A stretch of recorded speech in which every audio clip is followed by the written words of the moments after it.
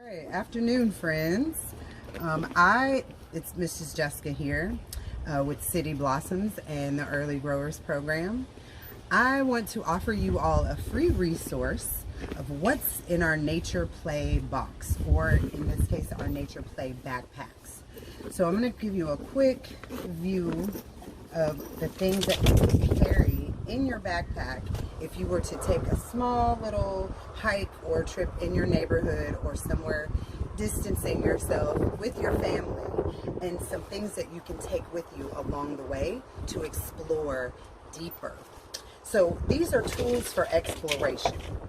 Different color cut pieces of material you could use, maybe to tie on things that you're identifying colors with to get closer to that flower or plant, or something that just stands out to you in your yard that you can match with a color you may have that's a piece of material in your house, as well as maybe paint chip cards that you can get from any hardware store, typically free, that can get you closer to the colors that you're exploring right in your yard. So paint colors.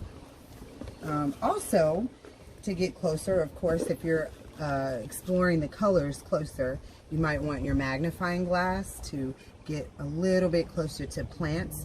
Check out the fine details and lines of leaves and plants, and also the petals of flowers. While you're doing that, you want to walk around and maybe collect some things. So you can recycle really easily the egg cartons in your house. You could tag them for a census game, or you could just use them to just simply collect items as you explore your neighborhood or your backyard.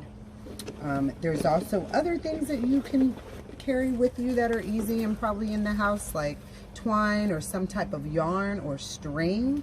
Sometimes we also like to bring like plastic bugs or insects to play a bug scavenger hunt to get closer to what you might actually find in your garden.